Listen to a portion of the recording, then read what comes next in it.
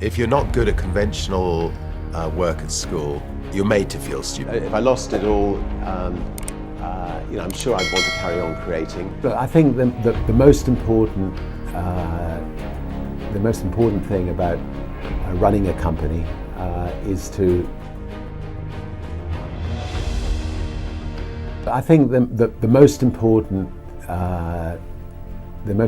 thing about running a company is to remember all the time what a company is. A company is simply a group of people, and as a leader of people, you have to be a great listener, you have to be a great motivator, you have to be very good at praising and looking for the best in people.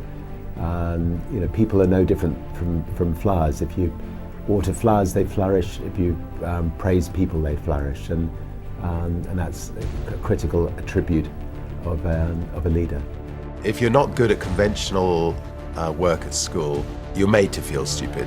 What's stupid and what's not stupid. I mean, some people are good at conventional, mathematics, or conventional, good at sort of pidgin learning French, or and there are other people that are good at other things, and I believe I'm good at other things.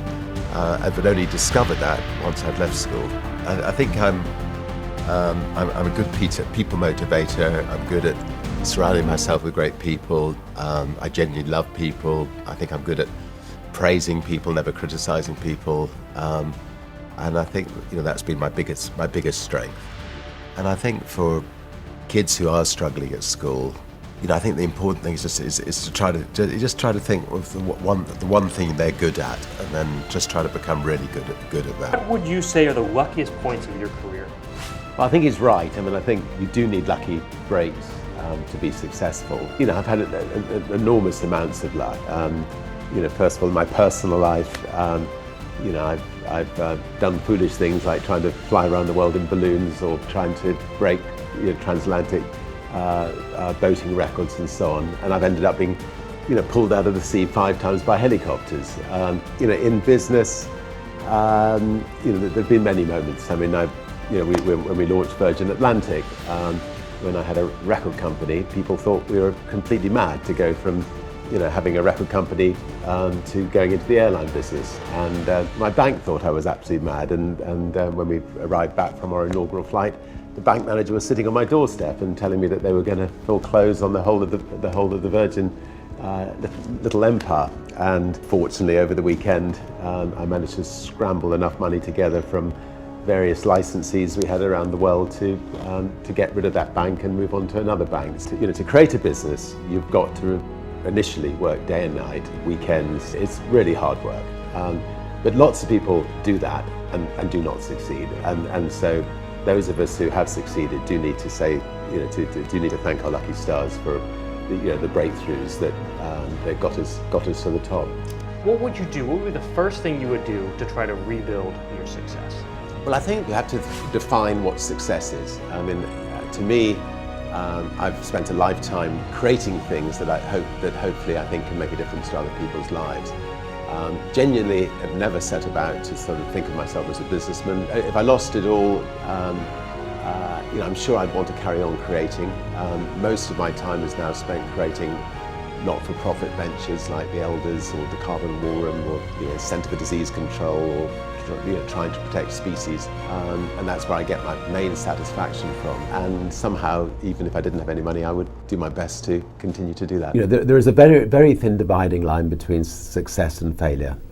Most people who set up in business without financial backing, they fail at some times in their lives. And I've only just stayed at the right side of that dividing line. For instance, just after we had a record company, I was fed up flying on other people's airlines.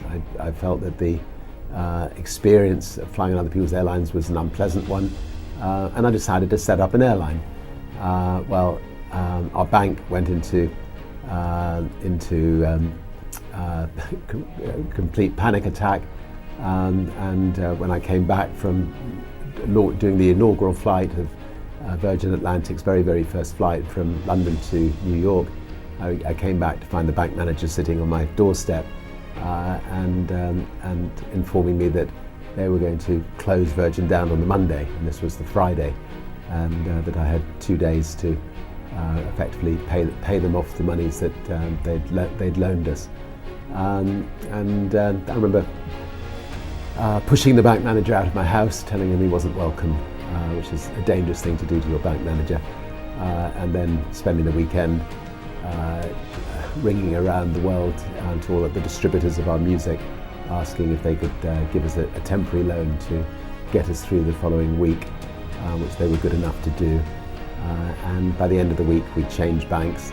We'd actually managed to find a bank that was willing to lend us 30 times the overdraft facility that our bank had lent us, and we managed to survive. And I think, the moral of that story is actually, don't think of your bank as somebody that you're beholden to. I mean, people just don't move from one bank to another. Sometimes you need to be willing to step up and move your banks in the same way that you should step up and move your doctor on occasions.